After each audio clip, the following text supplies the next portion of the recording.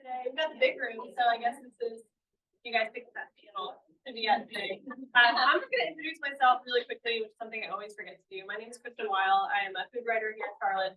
I run a publication called Unpretentious Palate. We cover restaurants, food news, local farms, all kinds of local stories. So check out our free newsletter if you want to explore a little bit more of what we do. And I have an awesome panel up here today. We are going to talk about the benefits of supporting local when it comes to food. So I'm going to start with Chef Mike Bowling, who is sitting right next to me. He's the general manager of Carolina Farm Crust. As general manager, Michael Bowling brings a wealth of expertise in catering and management to the table. His culinary journey, which began in Roanoke, Virginia, was marked by a passion for food and innovation. Recognized for his talents, Michael's career has evolved into a role that is about much more than being a chef. He's dedicated to fostering sustainable, local, and community-focused food systems. Thank you for being here. It's a pleasure. It's a pleasure. Cherie Jzar is co-founder and president of Deep Roots PS Farm. She's a certified professional urban planner with a rich background in urban agriculture and community engagement, dedicated to fostering sustainable urban agriculture initiatives that benefit communities. With extensive experience in urban farming, she's committed to enhancing understanding and availability of healthy local food for all, while empowering Black and Brown individuals throughout the food production system. We're excited to have you here today. Thank you for joining us.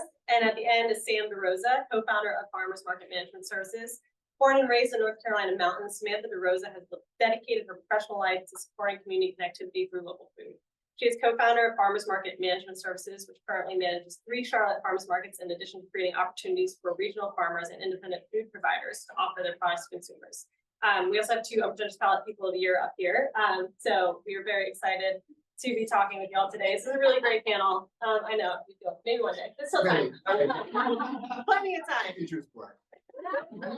All right, especially with the 3 of you doing the great things you're doing. So I want to start with just a little bit of background, like bigger picture. Right now, there's such a disparity in food systems, right? When you have talk about small local farms and the support they get, how difficult it is to do versus, I think, Cherie, you called it industrialized farming, and the support they get and how people have access to food. So how did we get to this point? And I think, I don't know who's best to start. Maybe that's good for you. Start right here.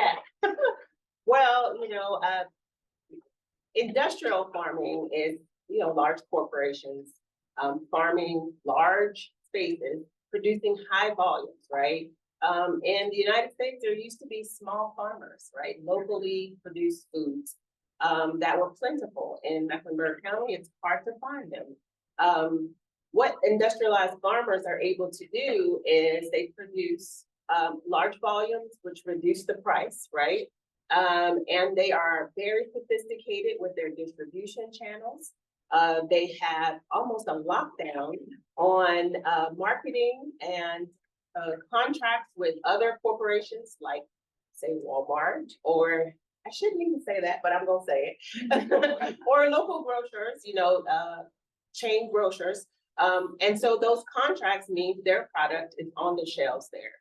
And then when the consumer who used to purchase at markets or locally, when they go into those stores, they don't necessarily see Deep Roots CPS Farms products there. They see whatever from wherever, and they purchase it. So the consumer is used to the low prices, to the convenience of having the produce that may not be seasonal on the shelves whenever they need it. So it has created a habit of that is where you go to purchase your food.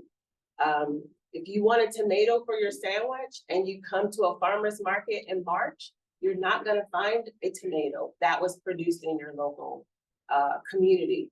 But if you go into a grocery store chain, you're going to find a tomato that may have been produced 1,500 miles away. So I guess it's a 3-part approach. Industrialized farms have really been sophisticated. Not only that, they've been supported by our federal government, our local governments with subsidies to be able to keep those prices low on labor. And then the consumer, unfortunately, has a role to play in that they demand that convenience, they demand that low price. And so the small farmer must compete at a bigger scale to get that consumer to shop with them. So that's where, the short story of how how we got here. It's a short story, but very complicated. And Yeah. Sam, I know for you, vote with your dollar is a very big thing. I'd love for you to touch on a little bit about the perception of somebody that comes to the farmer's market, right? Like with the cost of shopping the farmer's market, what is that real cost that you don't necessarily see when you're at the grocery store and you're like, oh, this is on sale for, barely any money, but you don't see the people working to grow this food, you don't see the value of it. So what does the average person think about costing? So I definitely want to answer that question. Yes. Can I back up Totally. just 1 second Yes. about one more piece on the industrial farmer? Yes. That Cherie was way too polite to mention that the USDA has propagated over the last however many years.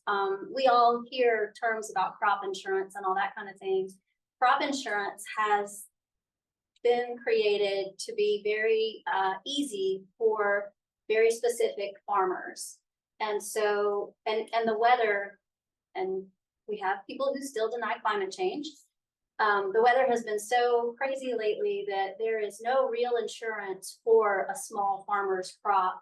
They really only insure commodity corn and soybean and, some of those larger crops like Cherie was talking about.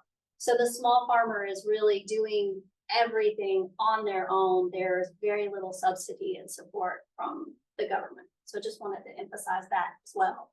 And then we get to the part where we're at the farmer's market, voting with your dollars and doing the things that the government is not doing in providing that level of comfort to such a volatile industry, which people don't realize farming is such a guesswork.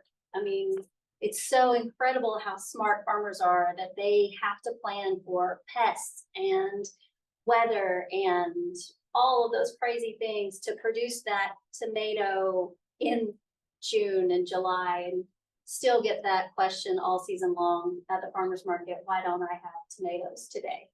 And so, yes, I'm sorry, ask me the question again, I got distracted. How different is the perception of the average consumer versus reality of what a vegetable costs?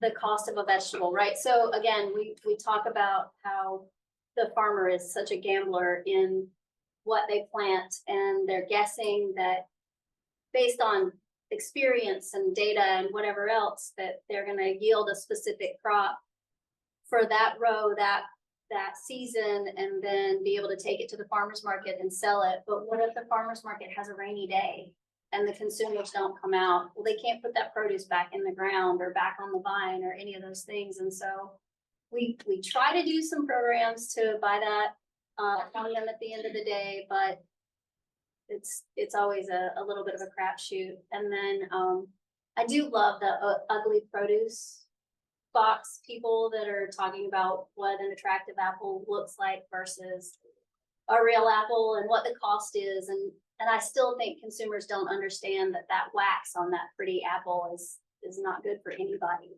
I mean, if the animals and pests won't eat it, what do you think it's doing to you? So yeah, and convenience kills. Do you think that information gap is getting better? I think, we're kind of in a movement of local. Are people starting to understand more why things are different, or is it still just a very small percentage of people? Before I was in this role, I would have said that gap was getting smaller, but as I am working on supporting farmers to bring them to the farmer's market, I realize nobody wants to be a farmer, and that is a giant gap in understanding about how important they are. That makes sense. That's where like the gap to me is most visible. And Jeff, like you mentioned, we did a call ahead of this to kind of talk things through, that something that you can use really important is learning to grow things at home or community gardens. Can you elaborate a little bit about why you think that's so important? Well, it's important for several reasons. The reasons that these ladies were talking about with industrial farming, but it's also access. If we have more community gardens in neighborhoods where everybody's working the yard and people are growing things as a group and they can share product, right? Then it gets them closer to understanding what it takes to be a small farmer, what it takes for a farmer to get to the farmer's market. We were just having a conversation earlier today. We had a farmer call us that had 400 pounds of cucumbers come in early. And they were surprised that they didn't have an outlet for them. They could take some to the farmer's market. They can do some other things, and they call us trying to help distribute those cucumbers. So we've got guys right now going to pick up cucumbers, but we've got to find an outlet for it. It's not just, can we sell it? Can it go to the farmer's market? It's what other outlets they can have. The government has so many things stacked against small farmers. You got GAP certifications, you got big manufacturer certifications, and some of these things are what the big markets want, what the chain grocery stores, what these large food groups. And that's a cost to the farmer. You know, they have to have paving in their washroom. They have to have metal tables. They have to have water here, this, that, and the other. But if we grow it in the neighborhood where we can share it with each other, then it fosters community. It teaches children and neighborhoods and people in the neighborhoods how to grow. And it just spreads the wealth of knowledge. So when people go to the farmer's market, they understand why in North Carolina you can't get a pineapple. You know, it's one of the big things people come to the farmer's market all the time. It's like, well, you do. And people are like, well, they want pineapples. Well, pineapples don't grow. You know, so it's one of those, we're so spoiled in America that we can get whatever we want, whenever we want it at the grocery store. But local agriculture, there are seasons, there are places where things grow and things don't grow. And the more we understand that and we start to eat more of our local agriculture, whether it be from farms or whether it be from community gardens and markets, the more we understand these are the things that we should get this time of year. So eat more of this now, and then you can eat this later in the year. But it's very much part of education. When did we lose that knowledge? Because at some point we knew what grew when, and then somehow it became, nobody knew that you can grow pineapple in North Carolina. How did that happen? I grew up, my grandfather had acres of land behind his house. And he farmed back there. I didn't know anything was going. All I knew was stay out of that. And I think as people grew and the grocery stores started to become bigger during the 80s, late 70s, early 80s, into the 90s, we started to lose touch with that. Everything became more convenient. We became all about convenience instead of this is what's available. And I think as we continue to move toward that, I think we lose more, we fall out of touch with those roots of being in the soil and knowing how to grow things and knowing what comes from it. It's we're a convenience, we're a country built on. But it's also, and I want to add to, I think that's true. You know, I think one of the things we don't necessarily think about is the interconnectedness of everything. So industrialization created the market that we have of, you know, how we get our cars, what's being taught in schools. So our whole society has been geared to more convenience, right? Cheap products, things that are harmful to our environment. And local farms just went with a lot of small businesses once industrialization happened. You know, as a Black female, African-American, 2 generations ago, most African-Americans in this country did some sort of labor job, right? Many of them worked in agriculture. Many of them owned their own farms. That is not the case now. Less than 1% of farms in the whole United States are owned by people of color. And in Mecklenburg County, the number of Black producers is 10. I think there are like 1,200 producers in our county. So, you know, I think one of the things we got to think about as the markets changed, as our culture changed, the normatives changed, so did local ag. And the environmental impacts, like you were saying, of having a backyard farm or some growing space is not only great for the bugs that come back and the insects and all the rabbits that I sometimes hate because they eat things, but it's okay because they got to eat too. But it's also good for our mental health You know, I started as a homesteader. I'm sorry, I just want to say. Yeah, and how I started as a homesteader because I wanted to be deeper in connection with the environment and have my children understand where their food comes from. And I found that it was such a sense of therapy, a stress reliever, going into work and then coming back. All I wanted to do was dive into growing. And it still is on a bigger scale right now, but many people have gardens because they enjoy growing something. And we just have seen that go away, and we need to have it come back because that's when children discover, hey, I can be a farmer or grow flowers. But we don't have that now. Children are being pushed more to liberal arts in college, and these other types of fields, and they are not discovering what I discovered when I was 30 years old. So. And you mentioned earlier, we had this topic is how local benefits your whole community, right? Yeah. And that benefit is so many things. One thing that we haven't yet touched on is the obvious, which is the economic benefit.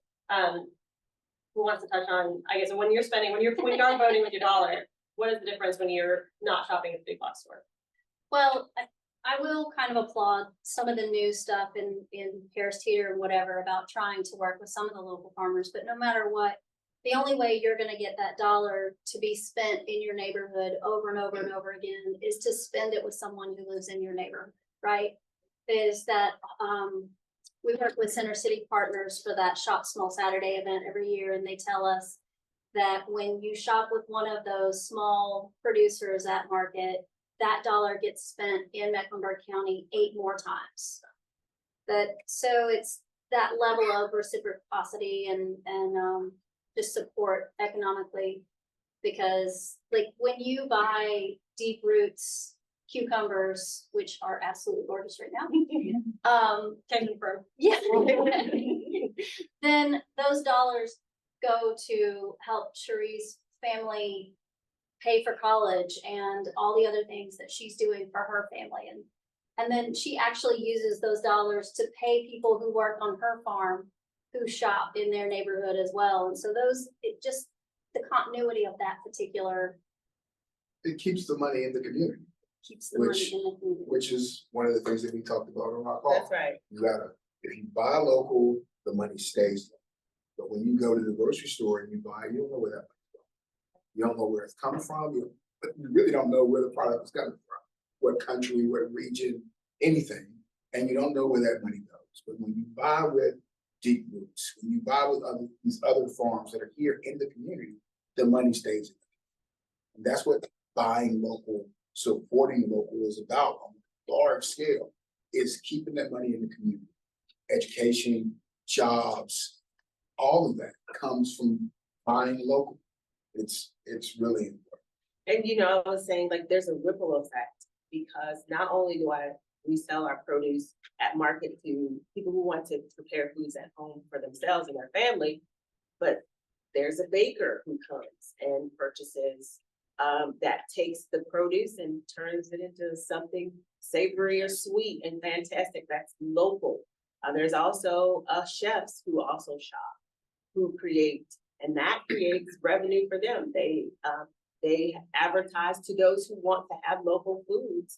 And then they be in community with farmers to say, hey, we would love to prepare XYZ dish, but we need to have a local source of, say, tarragon.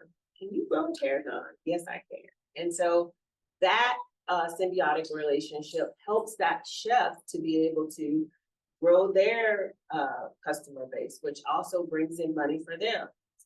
So local suppliers are what's, a lot of people buy supplies off of Amazon and, things offline, but when you have a local source, right? Somebody that's in your neighborhood or in your backyard, you are creating, like you said, a source of revenue that circulates in the community. I like to drink Enderley coffee in the mornings on Saturday. I don't know if y'all know, that's a local producer who roasts coffee. It's divine. And it only costs $2. Starbucks costs whatever. They do other things. I know Tony's family. Yeah. And I know the people he employs, and I know that if I needed to get some of his burlap bags to suppress my weeds, Tony says, come and get them from the back door. So, it's that sort of, and that saves us money as farmers. So that is that sort of relationship, that I think that community, which is, it helps to produce more revenue for our small businesses. And that's another benefit, a sense of community that you get from interacting with farmers, from knowing what's happening in your climate. Something else that we talked about that I think is really important, is soil health. And I know there's a lot of conversations out there like that, the Midwest could just become a giant dust bowl if we're not replenishing the soil growing our food. Chef Mike, you had mentioned that y'all are doing a lot of soil testing. What does the future look like if we aren't considering this? And what does local farming do differently? You said it. It makes us barren land. Barren land is never a good thing. I hate to say it, but everybody's seen that next. It's just desert. It's just desert everywhere, right? But that's a worst case scenario. But farmers do soil testing, so several things. So they know how healthy the ground is. So they know what they can grow in that soil, right? And then there are things that they can do to add nutrients back, cover crops, and other things that they can do that they can till it back into the ground to regenerate that soil. We can't just continue just to grow, because all we're doing is take. Got to put things back into it. And when I started this, I was just a chef that bought from farms, right? I would buy from farmers. Somebody would pull up in a pickup truck. This is what I've got today, chef. And I was like, I'll take the squash blossoms. I'll take this. I'll take this. I'll take this. Now I work with farmers. I'm on the land. We were just talking about that earlier. Every farm that I work with, we visit the farm. And I learned so much from these guys. And I know how intelligent they are. And part of that intelligence is knowing how to use their soil. You can't grow everything everywhere. Every vegetable needs certain nutrients. If your soil doesn't have them, the vegetables aren't going to grow. So that's another part of us educating ourselves. Like I had no idea that we could take coffee grounds and that helped with soil health, it helped with compost. Like there are all these things that we consider waste every day. That if you were growing in your backyard, you could use some of that waste in your house to add soil health to the ground in your backyard if you want to grow something. So it's a circle. It's the circle of life. Ryan King. It's very much the circle of life. And the more that we educate ourselves and talk to these farmers and learn more about the science of farming, the more we can educate ourselves to be able to support them. I'm sure I've got a couple of coffee shops that one of the urban farms that we work with is using their used coffee grounds in their compost. And it's, but it's work. Like every other day I'm going by collecting coffee grounds, and it's definitely a process, but it's a process that everybody can take part in and that the farmers can use. Does anyone else want to touch on that kind of holistic look at soil health and farming? Well, it's the number one most important. Everything is about the soil in our farm. And we practice regenerative farming. So there's no waste. Nothing goes to waste. 2 days ago, we processed the turkey. So we do broiler chickens and turkeys in the spring. So we have spring chickens. And we processed that turkey and all of the feathers, we dried out. We will give the most beautiful feathers to an artist to use in making things.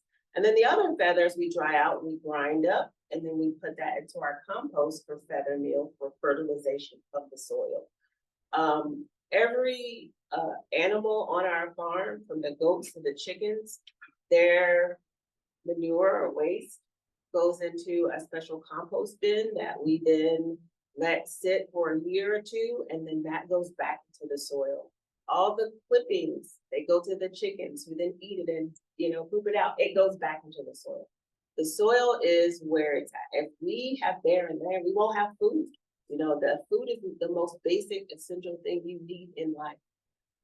If we don't have great soil, we'll have runoff into our streams, which will not do well for the little fish and the other frogs and things that live in our waterway. So the soil is such an important, I say, commodity on our farm that we take care of it. We try not to till. We want to sequester as much carbon as possible so that feeds into everything that we grow. So everything we do on our farm is really centered around building more fertile soil. And you mentioned everything is connected, and this just highlights even more so how the fish are connected to how you choose to farm That's right. your land. For comparison and context, can you talk a little bit about how small farms versus industrial farms, like the comparison, and I don't know if it has something you feel comfortable talking about, or Sam, if you want to take that one.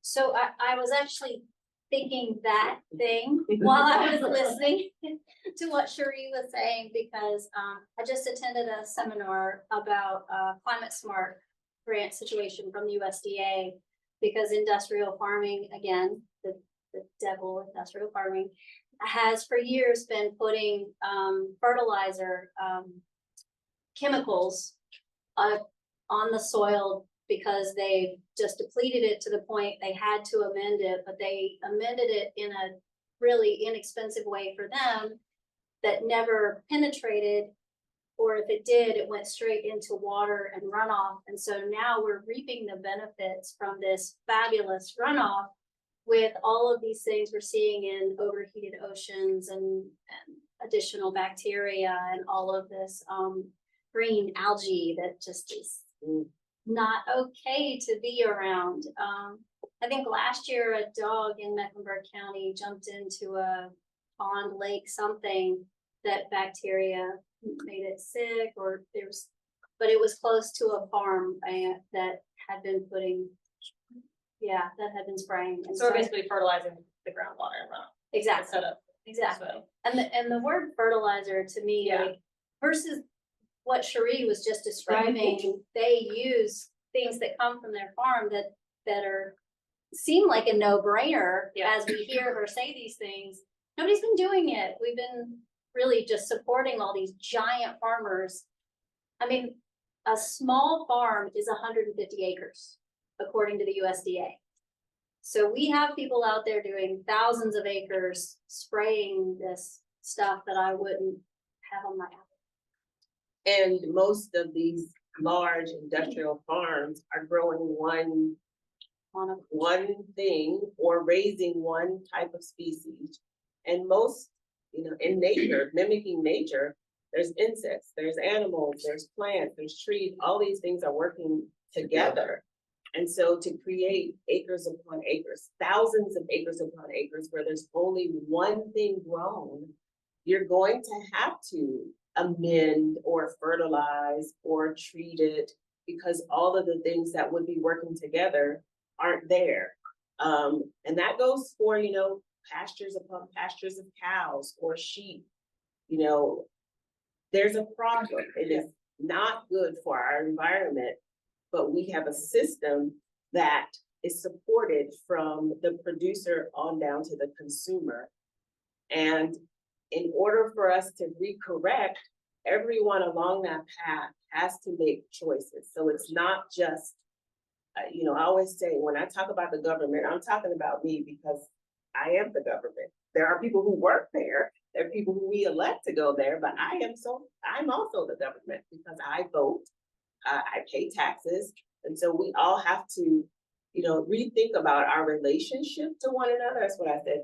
We're not separate. There's a relationship that we have, and then find our power to try to change, whether it's the consuming of what we do, what we buy, when we shop, or if it's the advocacy that we all should have for our local elected officials to support local foods, to support it, not just by saying they support it, but putting policies in place that actually support it.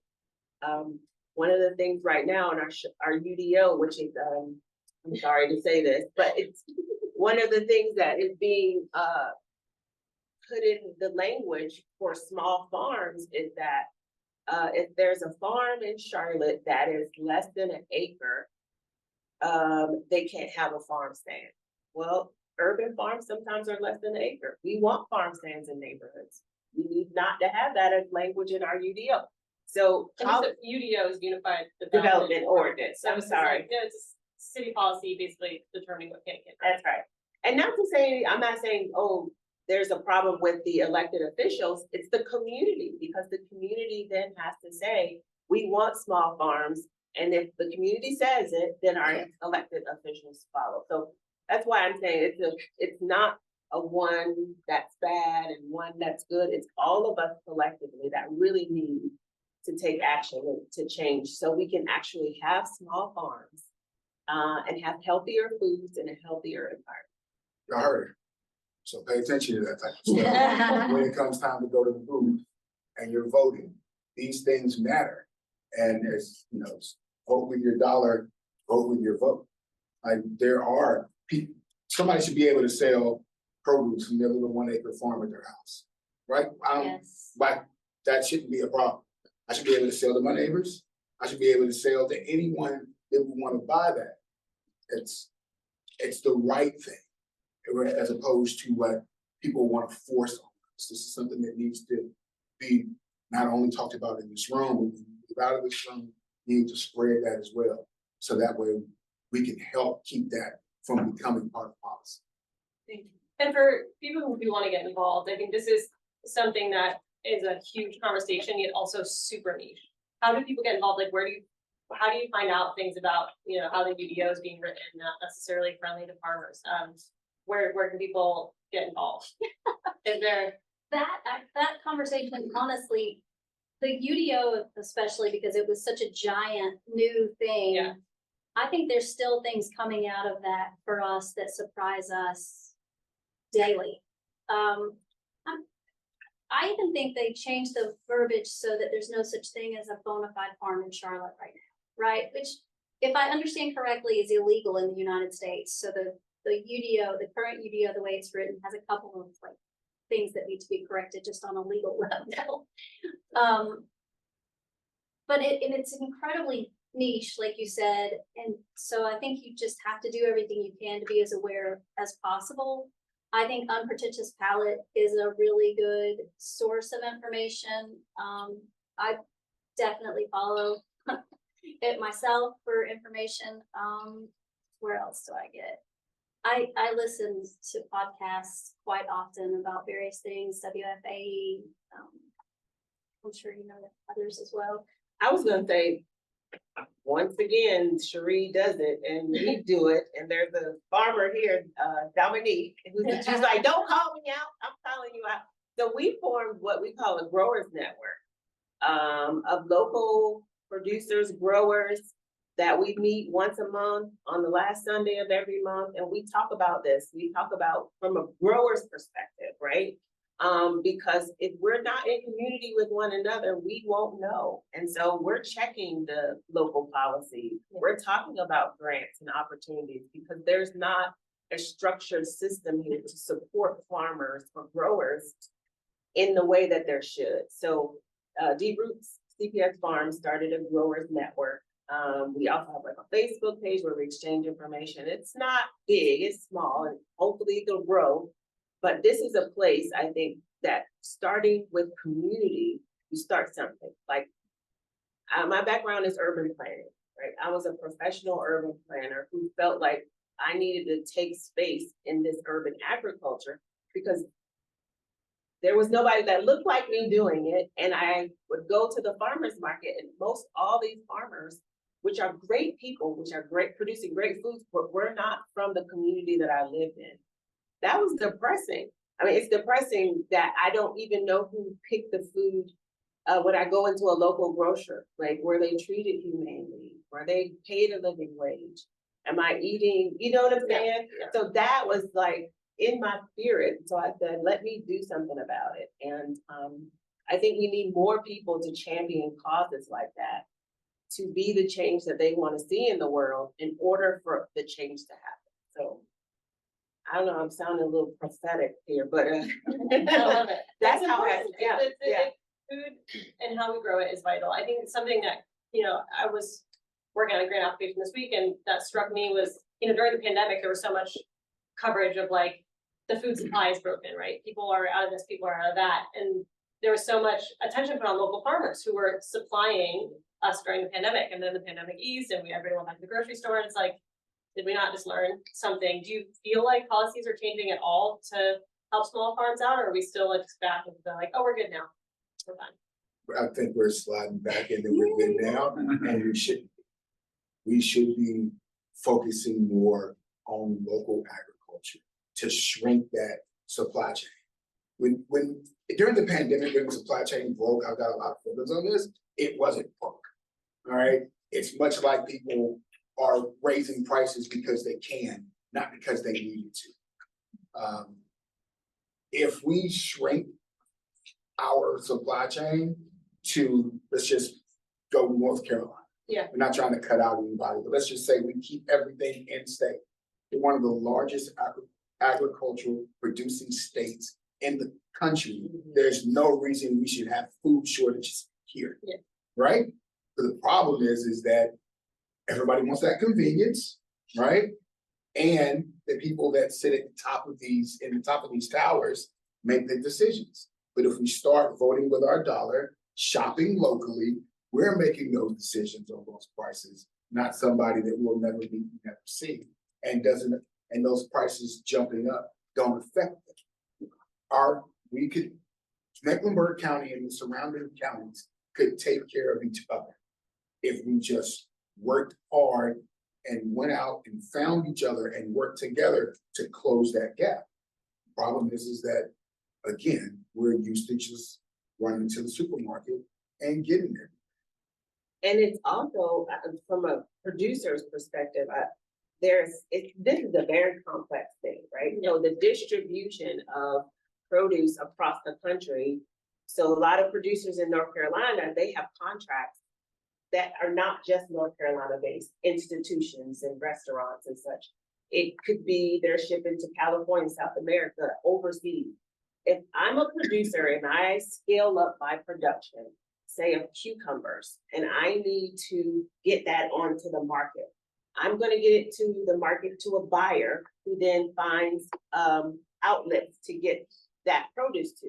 Well, that buyer may not get that produce to a local source. So I might actually be stepping into this system that I am against if I scale up.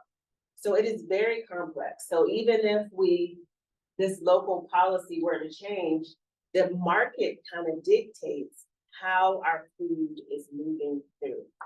And I will say one of the positive things that I feel like has happened in Charlotte, the pure number of farmers markets that has happened over the last 4 or 5 years is, I don't know if that's a good or bad thing, but it's because there's not a lot of farmers, but that has happened. Like, so there are communities who obviously want the markets.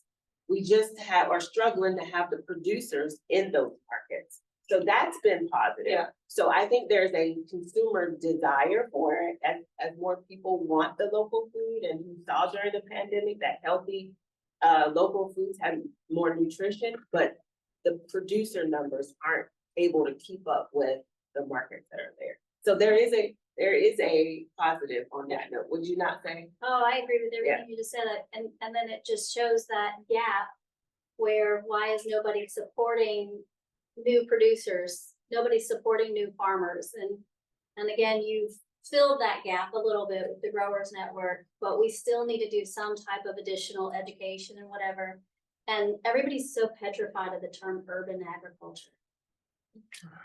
It's just amazing that it just seems so intimidating in all of the spaces that we operate. And it's really just, you just grow where you are. Yeah. That's it. In a dense space, right? In a dense space, Yeah. in a dense space. Yeah. But then also to Michael's point, Chef Mike's point a moment ago, the North Carolina Department of Agriculture produces a report every year about what's produced agriculturally in North Carolina, how much we eat of it and how much we export it. We export over 85% of what is produced in North Carolina. And the top 2 items that we produce are pork and sweet potatoes, which I can only eat so much of those personally.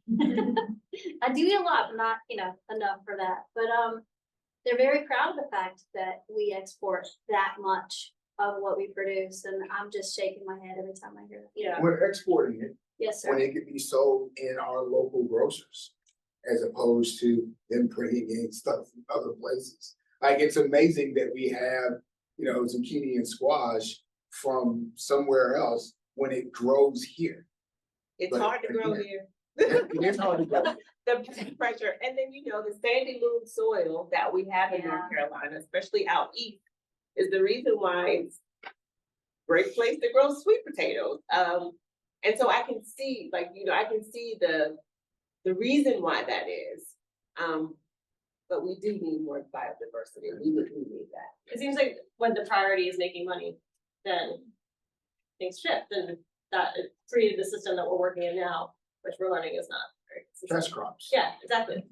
So we're gonna get to questions in just a minute, but I wanted to make sure that everybody in this room who wants to support local has some good tools to do so. So I just want to throw out a couple things like restaurants to support, chefs to support, who support local farms. Where do you recommend people go?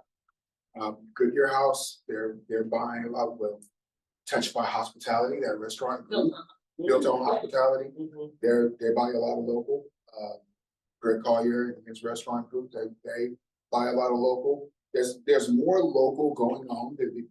Yeah. Yeah. And it's on different scales thing. too, right? Some restaurants are just purely farm to table, but others, they do what they can. I think that's important as well. Like, not everybody can afford or has the menu where they can Yeah. switch menu items out, but if everybody Restaurant tries, councils. yeah. 300 East. 300 East. There's a list, Yes. Yeah. and it's important that you support the local restaurants, regardless of where they're buying from.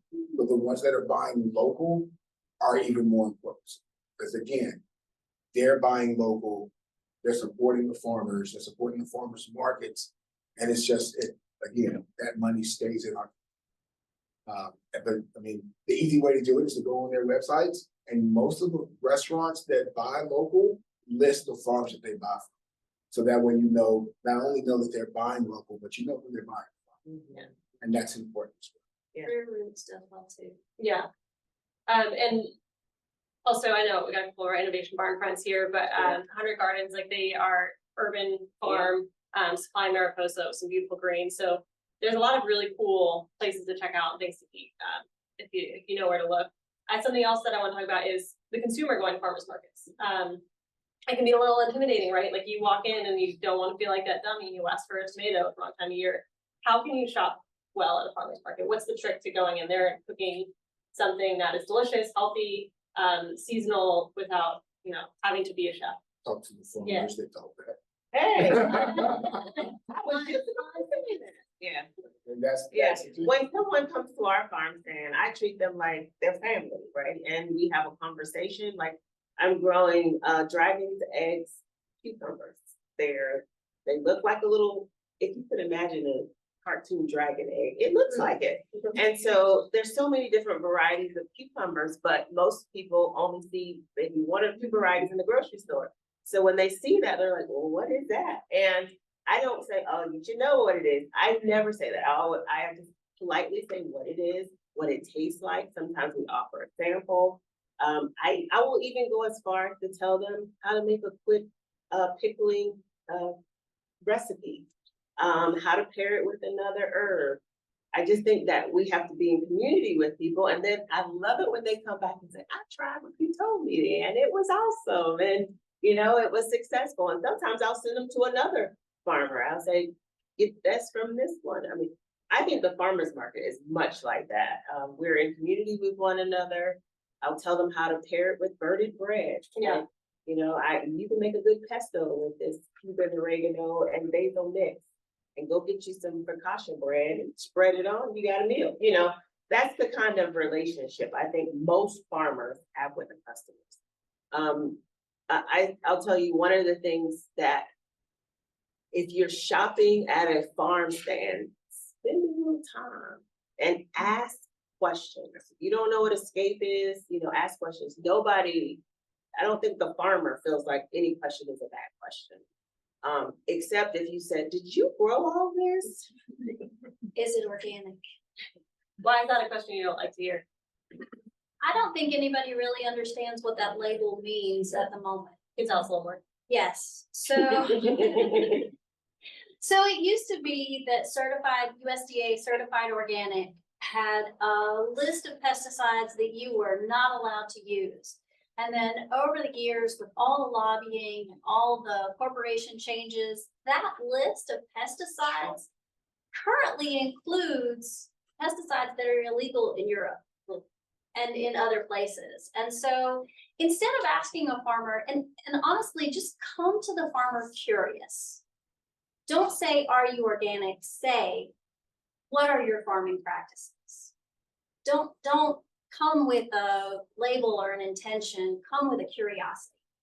If you see a produce item that you're not used to, kohlrabi is like the weirdest thing I've ever seen right now. It's coming in so many different colors. Yeah. The farmer has probably 15 different recipes for it too. They're not just gonna hand it to you and say, figure this out. Because if you say, what is this? How do I do it? I think I've heard 15 conversations on my way in this morning. I had to stop at the farmer's market about kohlrabi because there were a couple of different varieties on the tables. So it's, you saute it, you stir fry it, and all those fun things. I just think if you come with curiosity instead of like, it's good to go. But you know, they ask me about, are you organic? And I feel like that's a conversation starter. And I just start telling them, like, you know, our farming practices. Some people have, like, you know, egg is an allergen. So they'll ask, what are your chickens eating? I love it when they ask me those questions. I love it when I can do, anytime I can explain what we do, how we do. I feel like that is my duty to educate, because people are just so disconnected from their food and how it's grown and what it takes to grow food and the food that could be out in the world. They're just really in a streamline. They're trained to see a radish that's red and only red. And if you have a white radish, they want to know that. And I feel like that's great. Yeah. Then they're getting in touch with their local farmer, their local food. It's almost like, you know, being able to sit and talk to a chef that created the meal and asking them. I never get that opportunity. And I feel like you can only get that when you go shop at a farmer's market. Yeah. You treat every question with an opportunity to educate, rather than an insult that you ask. Yeah. So Except, Yeah. did you grow this? But I always say, yeah, but, and guess what? The farm is like 9 miles away. and I understand your irritation with that question, but sometimes it's a legitimate Yes, question. it is. Because you Yeah, go to some yeah. markets and you're Okay. like, Yeah, okay, yeah, like, yeah. it's December, where'd that tomato come from, Yeah, right? yeah, And you can say I grew it in a hoop house, Yeah, yeah. I grew it in a hot house, you can do that. Yeah. But sometimes it's, I bought it off the back of the truck. I know, it's just And that, it's- I went to Columbia this morning on the way in. oh, Yeah. Right? So, but that's things that have happened. I've heard of years ago, there was a scandal in Asheville about a farmer that said he was growing a bunch of stuff. And then somebody actually looked into it and he was buying everything off the back of a truck. And so it's a question that I know irritates you all, but there's a reason that they're asking. and that's also why, you know, we're a community with local chefs. Like, we're having a farm to table dinner tomorrow. And we invite the community to come on our farm so they can see the produce, they can meet the farmer, they can talk to the chef, they can eat a meal. But I think all of that's important. It's just that question. Yeah, Are there but still tickets available for the farm sold out? Yes, it's still Okay, available. if anyone doesn't have plans tomorrow, Yes, CPS. Deep Root CPS Farm. Yeah, we got tickets still And it's available. a great lineup of chefs as well. Yeah, so the culinary director of Livingstone College, which is an HBCU that is probably the only culinary program at HBCU in the state of North Carolina. It is. Oh, and we're in community with him, which is awesome. And him and Greg Polio will be preparing an awesome 5-course meal. And and we also have been in community with Cabarrus Brewing. They paired their beer with everything that will be served on. I know, isn't it? Check it out. there we go. Yeah. So with that, we're gonna open up for questions. I saw that hand go quick, so have at it. This is just kind of a follow-up question to what was just going on, that conversation. So, I shop at the regional farmers market a lot, and so I would be interested after this conversation in the dynamics of that I am not appreciating, because you do go to, some of the farmers, they are doing things. And some of the vendors, you ask, when I ask them, where did this come from? It might have come from Georgia, it might have come, so there are people who clearly are middlemen, kind of like collecting it from farms. And, I would have to think that it came from, Yeah. Someone's local farm, because it tastes better than what is in the grocery store. But so if you could talk a little bit about the dynamics of that, and then also a follow-up question as to what to look for in a farmer's market. What is it? So the regional farmers market is operated by the Department of Agriculture. And like any good government organization, they have very specific parameters that once you fulfill those parameters that are very low level, you can come in and sell within that. And you don't have to be a farmer to sell produce at that market. The very first building is organized as local. The rest of it is not. So if you are not shopping in that first building, typically outside of that, they are purchasing it from somebody at a distribution warehouse, and you have no idea where that stuff is coming from. It's coming from Mexico, California. It's not necessarily local. And that's more produce specifically, right? Because some of like the meat vendors are in another building, but they can be local, right? It's pretty confusing layout. Like I know some like the fishmonger. It's a valid question Yeah, it's there to confusing. ask if they're growing. Yes. And Yeah. they list all of the vendors at the market, so you can do your own research. Like when we first started selling, we sold at the regional, and we were not in that first. That's a Shed. recent restructure Mhm. on the market. And we weren't in that first shed, but we intentionally said, please list us as a local farmer, and they do that. So you can go and look. To follow up on your other question is, I do know lots of farmers here locally who may say, hey, I got extra whatever, would you want some to sell at market? I got scorpionons or muscadines, or I can't move all this because our markets aren't like the big farmers' market. And sometimes we do have this relationship. So to me, I feel like if you trust the farmer, once you get into a relationship, you start shopping at farmers market and you get a little background about the farmer, their business, their operation. I don't necessarily know if we have to scrutinize where that produce came from. However, you do want to know how it was grown. If you have allergens, if you're caring about the environment, you want to get organic or natural, that's something that you wouldn't want to know. Most farmers that I know who do have that relationship don't take anything from somebody that doesn't have their same farming practices. That's it. And that's just, how it goes.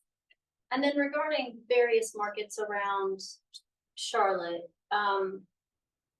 the best way to know whether or not the farmers are local at each market is sincerely just to ask the farmer when you go to the market. What is local in definition?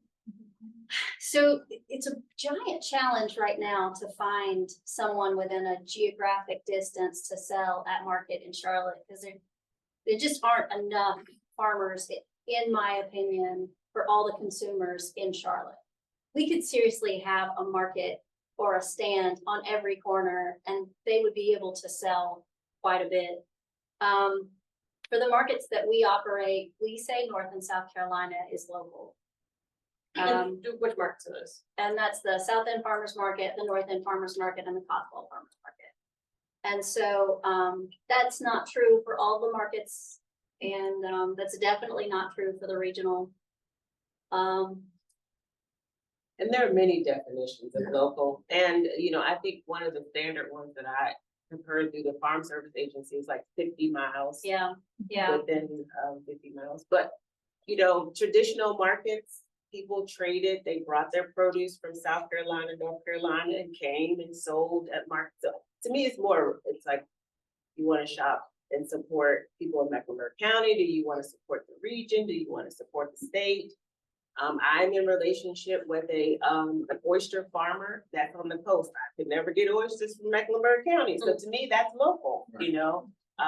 Seafood is the same way. I get coastal seafood from South Carolina, North Carolina, that's local to me. So to me, it varies based on. I agree with her. Carolina Farm Trust, who I work for, we consider North Carolina, South Carolina. So it's really about how far you want to go and how you look at.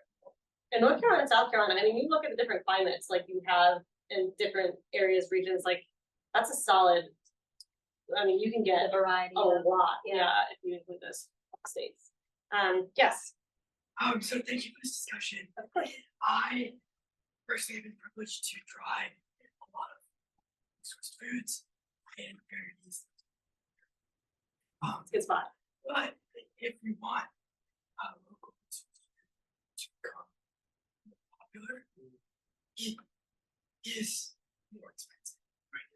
So I want to ask all of you, what are the main cost drivers of that? Because in my mind, smaller supply chain, you're reusing your waste, those things are increased efficiencies, should be cheaper. So what are the cost drivers?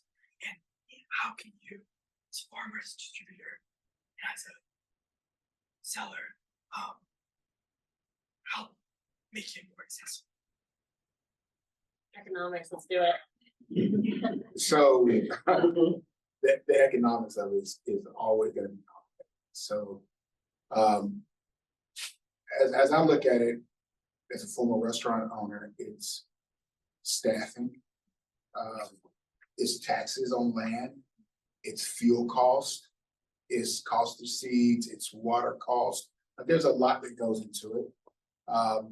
And driving down that cost comes from more people buying more, right? So if the farmer can up their production, if they can scale up because they're selling more, they're growing more, then at some point in time, they're going to be at a point where they're just like, all right, well, I've got all the staff that I have, and I don't have to increase staff in order to produce more. Then I can start to bring down my prices. But if you're doing everything by hands, at some point in time, you got to have more hands to pick it. Therefore, cost goes up. So it's, anytime we start talking economics, it gets really complicated really fast. But I mean, Yeah, I was gonna say the labor, you think about, on our farm, we have a farm assistant that gets paid $17 an hour. We have, our farm manager gets paid $26, without being transparent, $26 an hour. If you're working on an industrial farm or a big farm, you are getting paid $2, $3, $4, I mean, you have H-2 visa people working on your farm that are coming here from South America or even sometimes Europe, and they're working for close to nothing. A lot of farmers in our region use woofers, young people who want to learn how to farm, who just need a meal and a housing, and the labor cost is cheap. So labor is really, and we don't want somebody on our farm that don't know what they're doing. So we got to invest our labor and time to train. That to me drives up the cost for us. Part-time at $17 an hour. That's we have 2 people on our farm right now. We have an intern that we were able to get a grant through Mecklenburg County Soil and Water partnership with them. We were able to have a student from North Carolina A&T working on our farm. So that support is what we need in order for our costs not to rise. Also, if we're the volume, our volume versus industrial volume is not the same. So that's a driver. And then permitting. We have a poultry handler's license from the state, which requires us to have a bi-yearly water test. So we have to pay a company, a lab it's expensive. We put another well on our farm in order for us to irrigate our crops. That costs $20,000. it's an expensive business, and for a small business owner, it can be very challenging if you don't have large markets to sell at. So I don't know if that tells the full Yeah. story, but that's our story. So we are at 2 minutes over. I think we'll take one more. If someone like really, we'll do these two real quick, but we'll be super quick. So, yeah. Ask you, I'm in healthcare, so it's very important to advocate for quality of good food for public health, overall public health and preventive measures. So what is your opinion about quality of seeds like GMO versus non-GMO? We know scientifically that GMO are carcinogenic in long term. So Yes. what's This is something that I had on my notes. Do you have like Yeah.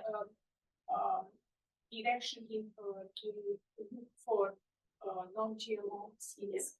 I say non-GMO seeds. I'll transparent here. We buy a lot of our seeds from So True Seeds out of Asheville. We also keep our own seeds and reuse our seeds. And one of our big seed purchases, a company is called Johnny's. They have GMO, they have non-GMO, organic. We try to stay there. So yes, that's very important. And it's not just about the seed, it's through the life of that produce that you grow or livestock that you raise, because people do eat meat, and farmers are trying their best to make sure, at least the ones that I'm in a community with, that we're doing it in a way that reduces the carcinogens and is as healthy as possible. I'm also in a community with a dietitian to talk about the density of vitamins and nutrients in the stuff we grow, because I would like to know that and measure it. Also in a community with a food scientist for that purpose as well. If you want to look at that. I mean, so we work with Integra Health, Humana, and we don't, if it's GMO, we won't buy it. So it's very important that seeds are important, as well as what you're spraying, what you're using, your soil health, all of those things are important. And I don't want to say people are irresponsible, but there are people and there are farmers and there are growers that are really conscious about those things. And when you're asking farmers, when you approach them, you're asking questions, that should fall into that line, those types of questions. Last question. Yeah, do you have any recommendations on how to find local farms? Obviously, Google was one answer, but is there any central website with here's a list of a bunch of recommended local farms? Visit NC Farms would be the first. It's an app that's updated pretty frequently.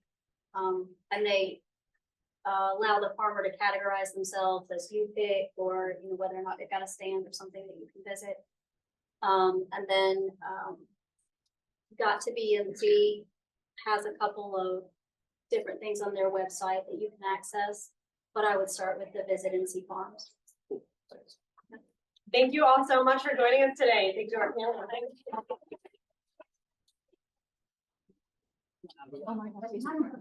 Yeah.